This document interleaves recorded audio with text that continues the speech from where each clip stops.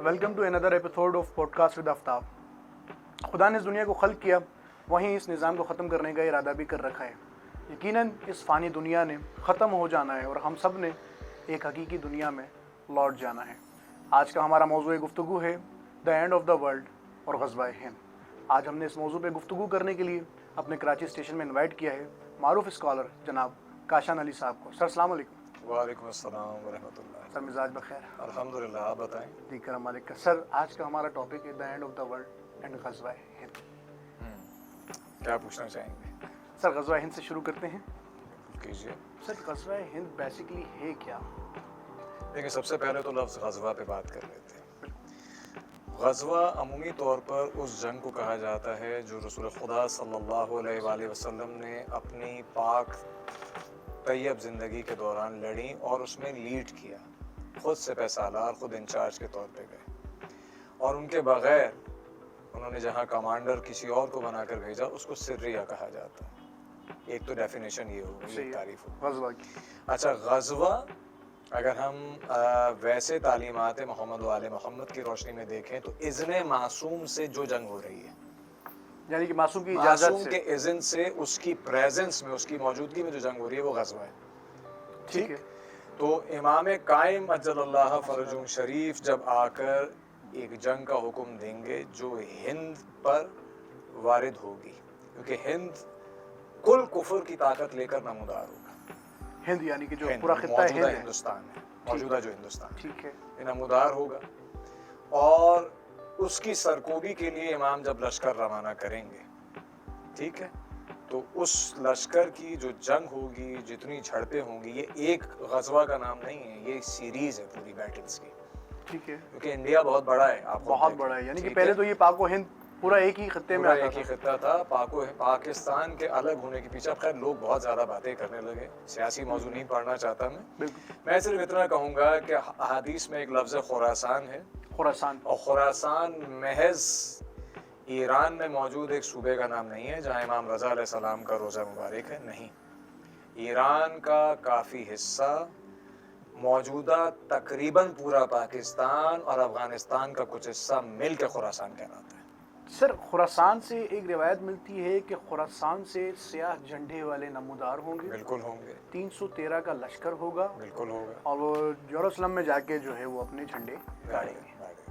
देखिए, इस रिवायत को मादरत के साथ मिसयूज़ भी बहुत किया गया। ठीक है। अभी देखें, तालिबान निकले, तालिबान ने भी काले अमामे बांधे और काले झंडे पकड़ लिए और जी कंधार जो है वो खुरासान था और हेरात खुरासान था, ऐसी बातें शुरू हो गई। इसीलिए तो कहा था अल्लामा इकबाल ने कि फितने के लिए उठे तो तकबीर भी फितना।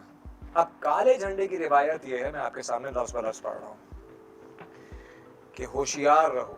नबी सल्लल्लाहु अलैहि वसल्लम अपने असहाब से फरमा रहे हैं, होशियार रहे मेरी उम्मत, जब तुम इराक को गंवा दो, जब तुम इराक को गंवा दो। होशियार हो जाए मेरी उम्मत मजीद जब तुम शाम को गंवा दो। ये मैं आसान तरीन अल्फाज में तर्जुमा कर रहा हूँ क्योंकि प्रोग्राम का वक्त जरा कम है। और होशियार तरीन हो जाओ जब तुम तुर्की को भी गंवा दो। अच्छा, तुर्क का भी जिक्र किया जी। तीनों मुल्क गंवाने के बाद बिल्कुल बेदार हो जाओ। होशियार का लफ्ज़ इस्तेमाल नहीं किया, बेदार हो जाओ। बेदार हो जाओ जब खुरासान की पहाड़ियों से काले अलम वाले निकले, स्याह अलम वाले निकले, स्याह अलम वाले, स्याह अमामों वाले निकले और वो छा जाएं। अच्छा, इनका जिक्र 313 की तादाद में नहीं है, यहाँ हम मिक्स कर देते हैं। ठीक है। 313 की तादाद ये है कि इमाम ज़माना अज्जलल्लाह फरजुम शरीफ और जो शिया सुन्नी दोनों फरीकैन की रिवायतों में मिलता है कि मेहदी का ज़हूर जो है, ज़हूर एक दुनिया बिलाखिर लफ्ज़ ज़हूर पर आ जाती है। घूम फिर के कहीं से भी कर लें लेकिन ज़हूर को ज़हूर पर आ गई ना। ज़हूर पर आने के बाद तो देखिए कि मकाम इब्राहिम और हजर अस्वद के दरमियान तवाफ करते हुए एक शख्स को पहचाना जाएगा, अहले नजर उसको पहचानेंगे। अल्लाह अकबर। हर नजर नहीं पहचानेंगे, ठीक है। और अहले नजर को दिखेगा कि जिब्रील निदा देते हुए चल रहे हैं, एक परचम लिए हुए चल रहे हैं, हाजा बकियतुल्लाह अल बैयतु लिल्लाह, ये बकियतुल्लाह फिल अर्ज़, इसकी बैत करो। क्या तो पहले जो लोग पहचानेंगे वो 40 होंगे। कितने? सिर्फ 40। 40 मोमिनीन। वही कहते हैं ना, 40 मोमिन इकट्ठे हो तो इमाम का ज़हूर हो जाए। तवज्जो, تو خانہ کعبہ مقدس ترین مقام، اس میں بھی مقدس ترین مقام مقام ابراہیم اور حجر اسود، اور حتیم کے پاس سے قبر جناب حاجرہ اور قبر جناب اسماعیل کے پاس سے گزرتے ہوئے ظہور ہوگا. یعنی امام غائب نہیں ہے بھائی، امام غیبت میں ہے، پردے میں ہے، پردے میں بھی نہیں ہے، آنکھوں پہ پردہ پڑا ہوا ہے. اللہ امام نے پردہ تھوڑی فرمایا نا. اللہ اکبر. دیکھیں دنیا کو حیرت ہے، دنیا کہتی ہے جی آپ کا 12واں امام نظر نہیں آتا، ہمیں بڑی حیرت ہے. تھوڑا سا موضوع سے ہٹو، نہیں بڑی قیمتی بات ہے. آپ کا 12واں نظر نہیں آتا، یہ بڑی حیرت ہے. کیسے نظر نہیں آتا؟ میں نے کہا بھائی اپنی اپنی حیرت ہے، اپنی اپنی نالج ہے. جس کو جس بات کا پتہ نہیں ہوتا وہ اس پہ حیران ہوتا ہے. آپ کہہ رہے ہیں 12واں نظر نہیں آتا، آپ کو حیرت ہے. میں یہ حیران ہوں کہ باقی 11 نظر کیسے آتے تھے. سائنس کا فارمولا ہے کہ روشنی جب جسم پہ پڑ کر پلٹ کر آنکھوں سے ٹکراتی، یعنی آبجیکٹ سے ٹکرا کر آنکھوں سے ٹکرائے تو بندہ نظر آتا ہے. بالکل. روشنی اگر ٹکرا کے وہیں رہ جائے، جذب ہو جائے تو وہ بندہ نظر نہیں آئے گا، آبجیکٹ نظر نہیں آئے گا. ایسا ہی ہے، بالکل ایسی ہے. مجھے بتائیے روشنی جب نور سے ٹکرائے گی تو وہ سایہ یا آبجیکٹ کو منتقل تو نہیں کر سکتی. اب مثال یہ نور اور وہ نور الگ الگ باتیں ہیں نعوذ باللہ، لیکن قرآن میں مچھر کی بھی مثال ہے بالکل، جس سے کچھ سمجھ میں آتا ہو. تو روشنی سے روشنی، نور سے نور ٹکرا رہا تھا ظاہری طور پہ، پھر بھی 11 نظر آ رہے تھے. یہ اس کی قدرت کاملہ کا کمال ہے یا 12ویں کو چھپا دینا کمال ہے؟ سوچئے ہماری آنکھوں میں وہ طاقت نہیں ہے. ان 40 اہل نظر کو وہ نظر آئیں گے. ان 40 کے اعلان بیعت کے بعد جو لوگ وہاں سب سے پہلے پہنچیں گے وہ 40 کو ملا کر ہو جائیں گے 313. اور ان 313 میں 50 انتہائی پاک باز، راست گو اور صالح خواتین ہوں گی. 50 لشکر امام میں 50 خواتین ہیں، یعنی 313 میں سے 50 تو خواتین. 50 خواتین ہیں. اب آپ اندازہ کر لیجئے کہ کس لیول کے اوپر ہمیں عورتوں کو بھی ٹرین کرنے کی ضرورت ہے. امام کے لشکر میں ہیں وہ. توجہ کی بات بالکل. تو یہ ہے حدیث خراسان کا آخری حد تک مفہوم کہ اس طرح لشکر جمع ہوگا.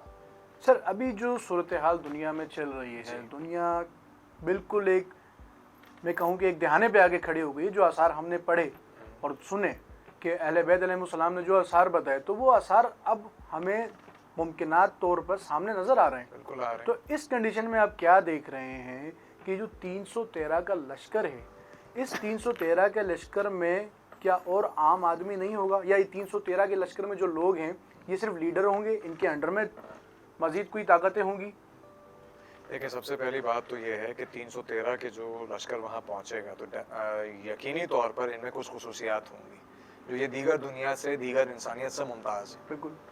تو روحانی خواص بھی ہوں گے، دنیاوی خواص بھی ہوں گے. وقت کے بہترین ڈاکٹرز، وقت کے بہترین سائنسدان اور انجینئرز جہاں جہاں امام کو جس صلاحیت کو استعمال کرنا ہوگا امام کروائیں گے. بالکل. ان کو بہت اچھی بات آپ نے بہت اچھا لفظ استعمال کیا کہ ان کو لیڈنگ کیریکٹر دیے جائیں گے. کوئی کہیں کمانڈر ہوگا، کوئی کسی چیز کو دیکھے گا. ان کے تحت باقی انسانیت چلے گی. ان 313 اور امام کی حقیقت کو پہچاننے کے لیے سب سے بڑے جو نشانی ہوگی کہ خود عربوں یعنی مسلمانوں میں سے ایک لشکر جائے گا امام کو شہید کرنے، اور اس لشکر کو اللہ صحرا میں دھسا دے گا. لشکر کے دھسنے کی خبر سنتے ہی اعلان ہو جائے گا کہ امام کا ظہور ہو گیا، نشانی پوری ہو گئی. پھر لوگ جوک در جوک امام کے ساتھ جمع ہوں گے، چھٹائی ہوگی باقاعدہ. دجال والے دجال کے ساتھ رہ جائیں گے، امام والے امام کے ساتھ رہ جائیں گے. ٹھیک ہے سر، یہاں پہ یہ بتائیے گا کہ اب ہماری بات چلی تھی غزوہ ہند سے. جی. 313 کا لشکر فقط صرف غزوہ ہند میں تو نہیں ہوگا؟ نہیں. غزوہ ہند ایک مختلف بات ہے. میں بات کو مکمل کر دوں. جی. اچھا، اس کے بعد امام حکم کریں گے ظہور کے بعد جب لشکر اکٹھا ہو گیا، بیعت ہو گئی، تو پہلے ہم عراق واپس لیں گے. ٹھیک ہے. عراق واپس لے کر کربلا کے اندر مولا کا لشکر جمع ہوگا. پھر وہاں سے کوفہ کی جانب مسجد سہلہ اور مسجد کوفہ کے اندر اپنے بابا، اپنے جد امجد کی ممبر پر بیٹھ کر امام خطاب کریں گے اور لشکر کو مزید منظم کریں گے. پھر یہ مترتب اور منظم لشکر آگے جائے گا اور یہ جا کر شام کو فتح کرے گا. شام کے بعد ترکی کو فتح کیا جائے گا. اس کے بعد ہندوستان پہ حملے کا، غزوہ ہند کا حکم آئے گا. ایک روایت یہ بھی بتاتی ہے کہ ایسے وقت میں اعلان ہوگا کہ دجال تمہارے بیوی اور بچوں میں آ پڑا. لیکن دجال اس وقت نمودار نہیں ہوا ہوگا. دجال آئے گا آج کے جروسلم، بیت المقدس کی طرف. تو اسی دوران جب ہند فتح کر کے مسلمان دوبارہ پلٹیں گے اور دجال سے جو بالکل آخری لشکر کشی ہونے والی ہوگی، یعنی جروسلم میں دجال ہوگا، دمشق میں امام بیٹھے ہوں گے، تو اس وقت دمشق کی جو جامع مسجد ہے اس کے مشرقی مینار کے اوپر عیسیٰ علیہ السلام کا نزول ہوگا. عیسیٰ علیہ السلام کا ظہور نہیں ہے، نزول ہے، نزول ہے، ریویل ہوتے ہوئے نظر آئیں گے. صحیح. ٹھیک ہے. اور وہ وہاں پر آ کر مشرقی مینار پر اتر کے کہیں گے میرے لیے سیڑھی لائی جائے، اور ان کو پہچاننے کا شرف امام مہدی کا ہوگا، وہ کہیں گے یہ روح اللہ ہے۔ ٹھیک ہے، پھر اس کے بعد جو ہے مزید جو ہے پھر ہم دا اینڈ آف دا ورلڈ کی طرف جائیں گے۔ جی تو جب حضرت عیسیٰ آئیں گے، لازمی سی بات ہے ایک بڑی تعداد کرسچینٹی کی بھی ہے۔ بالکل، وہ کہتے ہیں نا ہمارے یہاں کہ حواری جو ہے وہ عیسیٰ کے ساتھ ہوں گے اور موالی جو ہے وہ مولا کے ساتھ ہوں گے، تو اس کے بعد کیا منظر ہوگا؟ منظر صرف یہ ہوگا، دیکھیے بات یہ ہے کہ یہاں اس وقت سوال ہو رہا ہے عیسائیت، اسلام، ہندوازم یا یہودیت کا سوال نہیں ہو رہا۔ میں تو اس بات کو بھی مانتا ہوں کہ کئی ایسے بھی ہوں گے جو ہندوازم سے اور کئی جگہوں سے اٹھ کر امام کے لشکر میں آ جائیں گے۔ کیوں؟ کیونکہ خالص اور طاہر اور تقوی والا وہ اسی طرف آئے گا۔ توجہ دیجیے گا اس بات پہ۔ ٹھیک ہے، اور بہت سے ایسے لوگ ہوں گے جن میں تقوی اور پرہیزگاری ہوگی، وہ جناب عیسیٰ کو بھی جھٹلا دیں گے جیسے پہلے جھٹلایا گیا تھا۔ لشکر بنے گا طہارت اور غیر طاہر کے اوپر، ناپاک ترین دجال کے پاس جائیں گے اور پاک ترین امام کے پاس آ جائیں گے۔ مطلب نیک اور بد نیک اور دو بد۔ کیٹیگریز۔ دیکھیں آج تو یہ چوائس ہے نا، ہم نہیں کہہ سکتے یہ جو کنفیوژن ہے یار آپ کس کے ساتھ کھڑے ہو۔ ایک مثال کی بات ہے، ارے بھائی آپ کس کے ساتھ کھڑے ہیں، کس کو فالو کرتے ہیں؟ امام اور اللہ کی حجت کے آنے کے بعد سب سے بڑا ایڈوانٹیج ہمیں یہ ہوگا، فائدہ یہ ہوگا کہ یہ واضح ہو جائے گا کون حق ہے کون باطل ہے۔ ٹھیک ہے سر، اس کے بعد پھر یاجوج ماجوج کا تذکرہ ہمارے پاس بالکل ہے۔ تو وہ سلسلہ کہاں سے شروع ہوگا؟ یاجوج ماجوج جب ہم دجال کا خاتمہ ہو جائے گا، اب ظاہر دجال کا خاتمہ ہوا ہے، شیطان کا تو نہیں ہوا، اسے تو وقت معلوم تک کی مہلت اللہ تعالیٰ نے دی ہے، ایسا ہے نا؟ بالکل، نائب مارا گیا، وہ خود تو موجود ہے اور نہ جانے کتنے اس کی پرستش کرنے والے ابھی بھی ہوں گے جو چھپے ہوئے بھی ہوں گے، ٹھیک ہے؟ بالکل۔ تو ظاہری طور پر جو امام کی بیعت بھی کر لیں گے لیکن منافقین ہوں گے۔ اچھا، یاجوج ماجوج جو ہے ان کو مشرق میں پیغمبر ذوالقرنین نے قید کر دیا تھا، جسے سد سکندری کہا جاتا ہے۔ ٹھیک یہ ہے، اس دروازے کو پھلانگ کے توڑ کے یا اس چٹان کو کاٹ کے دنیا میں داخل ہو جائیں گے۔ ٹھیک ہے، بائبل نے ان کو گوگ میگوگ کہا ہے، یاجوج ٹھیک ہے۔ ماجوج کو گوگ اینڈ میگوگ کہا ہے۔ تو یہ جو دو قبائل ہیں ان کے بارے میں بیان کیا گیا ہے کہ یہ تین طرح کے ہوں گے۔ ایک ایسے ہوں گے جن کے کان ہاتھی کی طرح لمبے ہوں گے، ایک جو ہیں جو تال کے درخت کی طرح لمبے ہوں گے، اور ایک شارٹ ہائٹڈ ہوں گے، چھوٹے قد کے ہوں گے۔ لیکن تعداد اتنی ہوگی کہ پورا پورا سمندر پی جائیں گے، دریا کی تو کوئی حیثیت ہی نہیں ہے۔ ہر درخت کو پورے طریقے سے کھا جائیں گے، جو سامنے آئے گا اسے مار دیں گے یا کھا جائیں گے، یہاں تک کہ جناب عیسیٰ اور جناب امام زمانہ اجل اللہ فرجم شریف اپنے مومنین ساتھیوں کو لے کے انتہائی پہاڑوں کی بلندیوں پر چلے جائیں گے۔ روحانیت ان مخصوص مومنین کا ایک بڑی تعداد کا تحفظ کرے گی۔ آزمائش کے تقریباً کچھ روایات میں 21 دن، زیادہ روایات میں 40 دن، 40 دن اور تک کچھ روایات میں یہ بھی ہے کہ تقریباً 3 مہینے تک یہ رہے گا، لیکن یہ روایات ذرا کم ہیں۔ کم ہے۔ تو 3 مہینے کم و بیش یعنی جو بھی عرصہ رہے گا، یعنی 1 مہینہ تو کم سے کم آ ہی گیا۔ تو ان ہفتوں اور مہینوں کے اندر انسانیت کا بڑا خطرناک وقت ہوگا، اور صرف امام زمانہ کی موجودگی اور جناب عیسیٰ علیہ السلام کی موجودگی تقویت کا باعث ہوگی۔ پناہ گاہ ہوگی یہاں تک کہ امام کی دعا سے اللہ تعالیٰ ایک کیڑا ویسا پیدا کرے گا، یا دوسری بات یہ بتائی جاتی ہے کہ ان کی گردنوں میں زخم پیدا کر دے گا، یعنی ایسی بیماری ہوگی کہ سارے مارے جائیں گے۔ یہ اتنی تعداد میں ہوں گے کہ جب سارے مومنین نیچے اترنا چاہیں گے پہاڑیوں سے تو قدم رکھنے کی جگہ نہیں ہوگی، ان کی بدبو سے پورا جہان تباہ ہو گیا ہوگا۔ تو ایک اور دعا کے بعد اونٹوں کے منہ جیسے پرندے اللہ تعالیٰ آسمانوں سے بھیجے گا جو ان کو اٹھا کے دنیا سے باہر پھینک دیں گے، اور پھر اللہ تقریباً پھر روایات میں ہے کہ 7 دن، 21 دن یا 40 دن تک بارش برسائے گا کہ دنیا اتنی ہی سرسبز ہو جائے گی جتنی یاجوج ماجوج کے آنے سے پہلے تھی۔ سمندر پھر سے بھر جائیں گے، دریا پھر سے بھر جائیں گے، انسانیت پھر سے آباد ہو جائے گی۔ تو اس فتنے سے بھی موجودگی امام اور موجودگی عیسیٰ علیہ السلام کی وجہ سے آپ کو ایک نجات مل جائے گی۔ سر آج کے اس ٹیکنالوجی کے دور میں جہاں دنیا کے پاس پاورفل ویپنز ہیں، پاورفل میزائلز ہیں، نیوکلیر کا دور ہے، تو سر وہاں پہ یاجوج ماجوج کو مارنا انسانوں کے لیے ممکن نہیں ہوگا؟ ایک بات بتائیے کہ بندوق کی جو گولی ہے وہ اس وقت تک کام کر سکتی ہے جب تک آپ مجھ سے تھوڑے سے فاصلے پر ہوں، ٹھیک ہے، یا آپ کی تعداد 10، 12، 15 یا جتنا میگزین میرے پاس ہے اتنا ہو۔ جب ہر بلندی سے ایک قوم نمودار ہو کے راتوں رات پوری دنیا پہ چھا جائے گی، آپ کون سا ہتھیار چلا سکیں گے؟ اور وہ ہتھیار آپ کو یعنی وہ تعداد اتنی ہوگی کہ آپ کے ہتھیار جو ہیں وہ کسی کام کے نہیں رہیں گے۔ آسان الفاظ میں سمجھ لیں، دنیا کے لوگ اگر 7 ارب ہیں، یہ 7 ارب لوگ پورے سمندر کا پانی پی سکتے ہیں؟ نہیں۔ اس کو 70 سے ضرب دیتے ہیں تب شاید ممکن ہو جائے، اتنی تعداد ہوگی۔ میں مثال کے طور پر سمجھا رہا ہوں کیونکہ 70 کا لفظ عربی میں انفینٹ لامحدود کے لیے استعمال ہوتا ہے۔ اچھا سر، ایک اور بھی یہاں پہ ایک میتھ کہہ لیں یا ہسٹری کہہ لیں، کیونکہ میرے علم میں نے تو سنی ہے یہ بات کہ دا وال آف چائنا ہے، کتنے یاجوج ماجوج یہاں گئی ہیں؟ نہیں یہاں نہیں ہے، یہ میں تھے مشرق کے دیکھیں ہو نہیں سکتا نا، ایک مثال کی بات ہے، اس گریٹ وال آف چائنا کو تو ہر وقت آپ کراس کر سکتے ہیں. قرآن نے اور حدیث نے اس پہ گواہی دی ہے کہ سد سکندری ایسا ہے کہ یاجوج ماجوج کو نہیں کاٹ سکتے جب تک اللہ وقت معلوم کی مدت ان کے لیے ختم نہ کر دے. اور یہ بات حقیقت ہے کہ وہ روز جو ہے دیوار کو چاٹتے ہیں، صبح اٹھتے تو وہ بال برابر رہ جاتی ہے، بال برابر رہ جاتی ہے. یہ اچھا اس میں حق ہے یا نہیں ہے، بہرحال حقیقت یہ ہے کہ وہ آج تک اس کو توڑ نہیں سکے، توڑ نہیں سکے. یعنی کہ دیوار کا تذکرہ ہمارے پاس ہے. دیوار کا تذکرہ تو ہے. سد سکندری اور کس کو کہا جا رہا ہے؟ دروازہ سکندری، یعنی حد بنا دی سکندر نے جا کے. صحیح.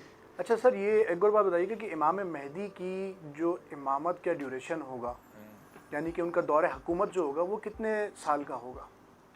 دیکھیں یہ ایک بہت مشکل سوال ہے، لیکن کم از کم بھی فریقین کی دونوں کی روایات کی بات کریں، ہم ایک مکتب فکر سے بات نہیں کرتے، کم از کم 40 سال 40 سال تک امام کا دور رہے گا. 40 سال کا امام کا دور رہے گا. اور جو اس میں جو ہم جس روایت کو مانتے ہیں، اور اللہ کے انصاف کا بھی یہی تقاضا ہے کہ امام کے دور میں ایک ایسا واقعہ ہوگا جسے رجت کہا جاتا ہے. رجت جو ہے وہ ہے کہا جاتا ہے واپسی کو، رجوع کرنے کو.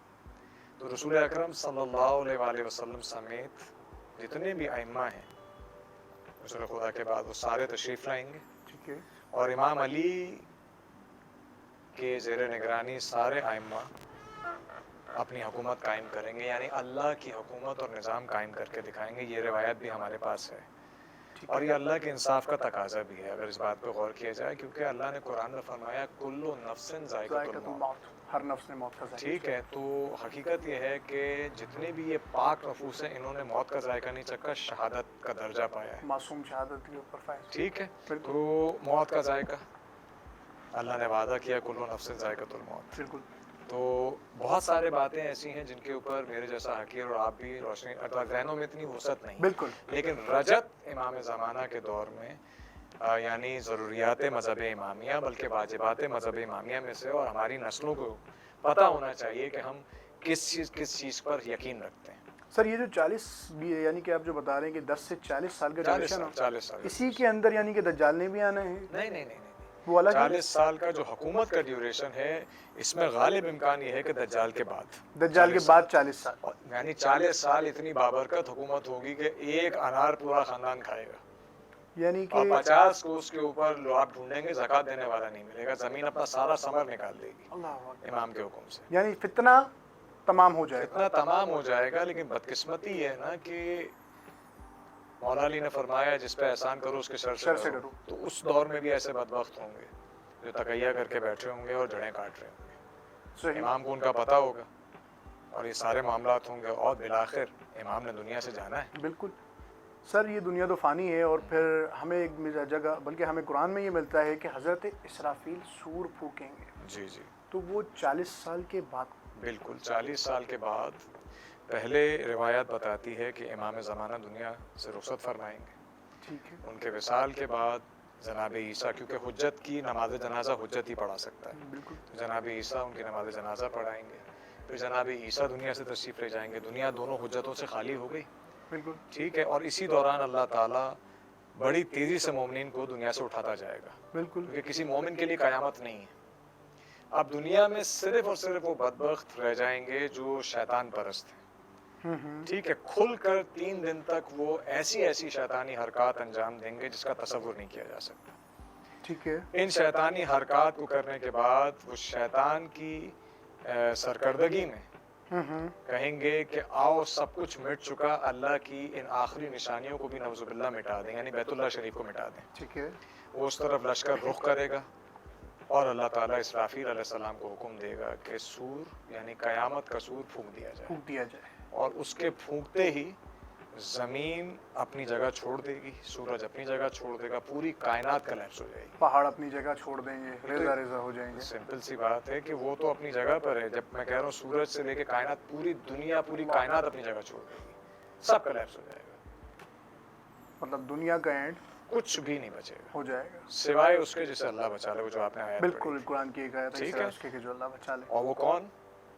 اس کا اللہ نے ذکر فرمایا سورہ رحمان میں کہ سب کچھ فنا ہو جائے گا، باقی صرف وجہ اللہ کو ہے، اللہ کے مبارک چہرے کو ہے. صحیح.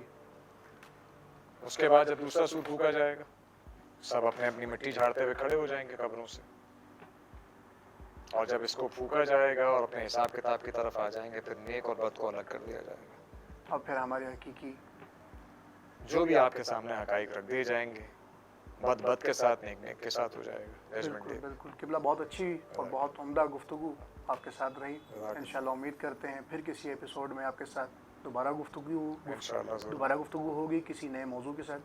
ناظرین اکرام اپنے میزبان کو اجازت دیجیے، ملتے ہیں نیکسٹ ایپیسوڈ میں، اللہ حافظ۔